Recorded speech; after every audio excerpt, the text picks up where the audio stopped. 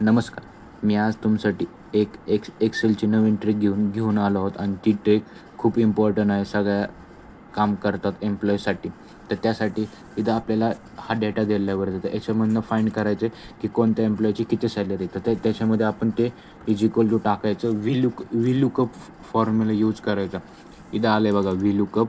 त्याच्यानंतर आपल्याला काय नेम द्यायचं ते सिलेक्ट करायचं असतं. ते इज इक्वल टू तर कॉमा द्यायचा ते सिलेक्ट करून आणि त्याच्यानंतर आपल्याला इथं नाव दिलेलं आहे बघा. फक्त एम्प्लॉय आय डी नसतो घ्यायचा. त्यानंतर हे अख्खं सिलेक्ट करायचं. अख्खं सिलेक्ट केलं त्यानंतर परत कॉमा द्यायचा.